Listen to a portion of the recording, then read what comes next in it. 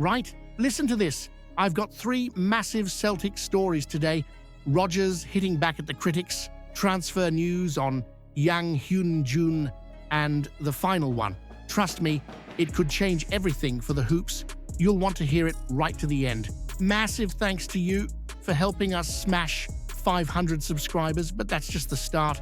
With more than 2,000 views on every story, if you hit subscribe right now, we'll fly past 1,500 subscribers, all backing the Celtic. Let's prove once again that our support is miles beyond anything the Rangers could ever muster. Hit that button and be part of it.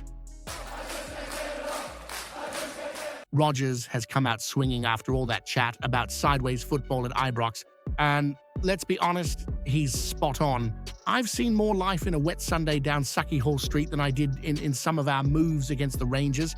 But here's the thing, it wasn't about Brendan telling the lads to play keep ball like a bunch of frightened rabbits.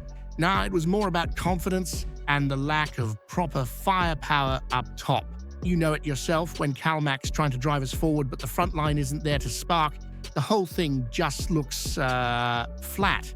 And Rodgers is raging at the idea that we'd ever go into a Glasgow derby with a plan to pass it backwards. That's not Celtic, that's not Paradise football, and he's made it clear it never will be. The truth is we're missing that cutting edge, and until the board actually pull their finger out in this transfer window, we're going to be depending on Brendan working miracles. But make no mistake, he's not settling for sideways stuff. He wants Celtic playing with speed, aggression, and that attacking swagger that scares the life out of defenses. Now, here's the real question for you. Do you think Rodgers is right to defend the style of play, or was that Ibrox performance proof that he's lost a bit of the old spark? Hit that subscribe button. Lads, let's jai it loudy till we hit 1,500 mad Celtic daffs. Looks like Yang Hyun-jun might be packing his bags, and honestly, I can't say I'm shocked. Birmingham are sitting there with their 3 million quid on the table, just waiting for Celtic to nod their head. But here's the problem. We're still short out wide.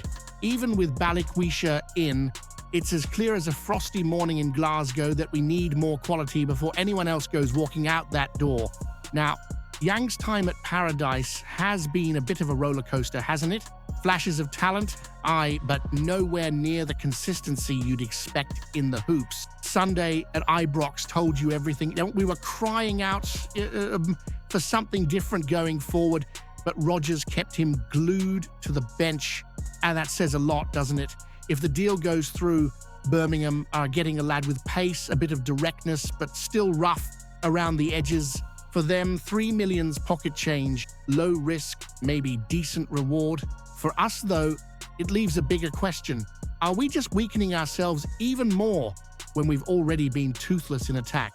So here's one for you. Should Celtic cash in on Yang now while there's money on the table, or is it madness to let another winger go when we can barely string an attack together? Hit that subscribe button. Lads, let's jai it. Loldy till we hit 1,500 mad Celtic dafts.